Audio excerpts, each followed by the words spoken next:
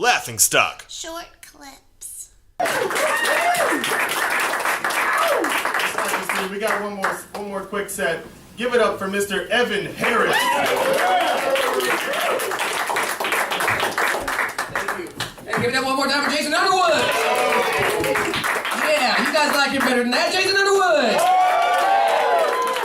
That's what I'm talking about. Hey guys, how are y'all feeling tonight? Good, I'm glad. Just to let you know, I just want to go ahead and get this started right, because I know it's a little awkward. Big elephant in the room. Ladies, don't get too excited. I am unavailable. I'm sorry. I know, sir. I'm taken, but I'm pretty happy. I've been dating her for about 6-7 months now, and it's been going really well. Since she's not here, I guess she won't mind if I tell you what her name is. Her name is Nintendo Wii Fitness Instructor. She's very nice, and I think it works because I respect her, because she's not easy. We've been going on for a while, and we have not consummated the relationship. Although, not to brag, I have gotten to second base. It was really nice, if a bit glassy.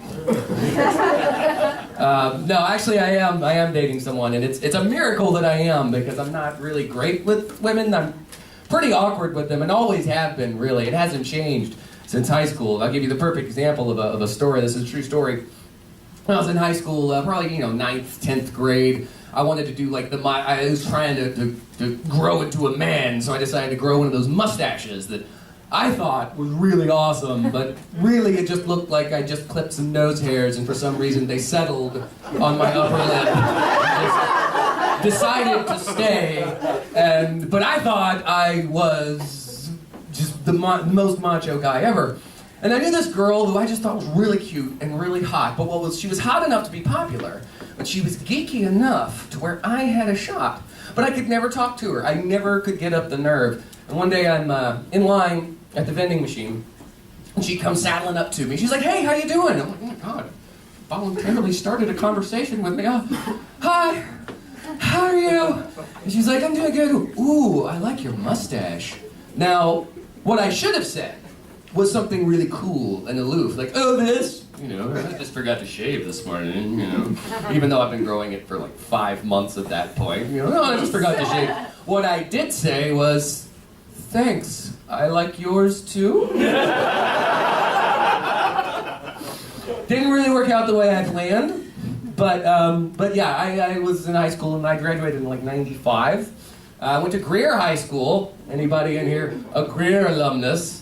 Hang your heads in shame. Because I think you can really tell, I can solve the whole nature versus nurture argument right now. You can sort of tell your future by where you grew up and who you were around.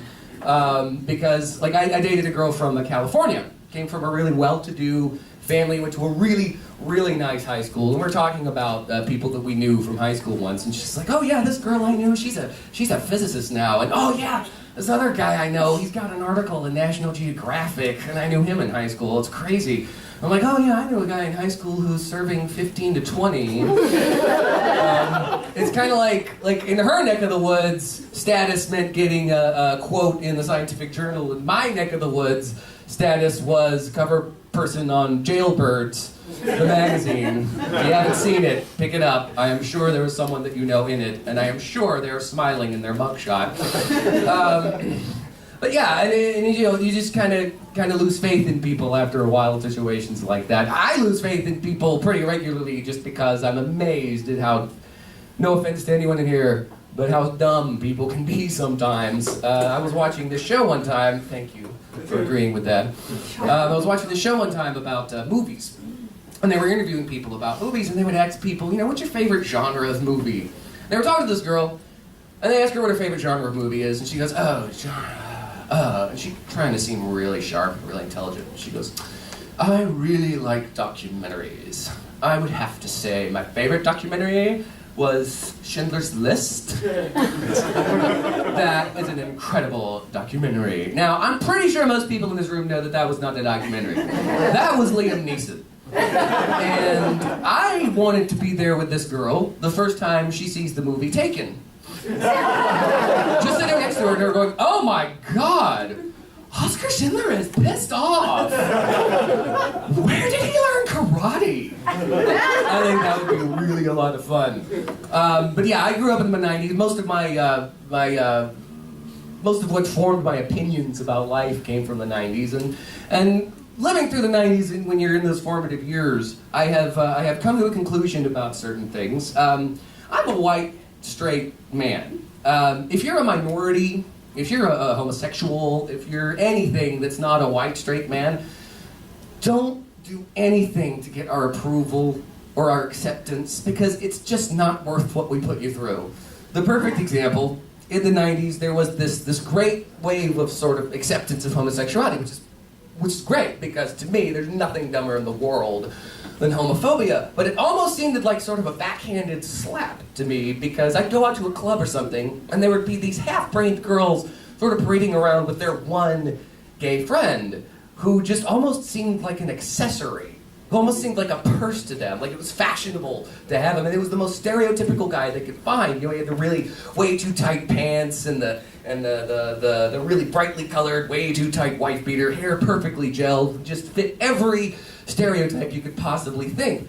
And I always wondered to myself, it's like, I wonder if that guy is just so thrilled to have the acceptance of these people, finally, after all these years of struggle, that he's willing to sort of feed into what he thinks their image of him is just a little.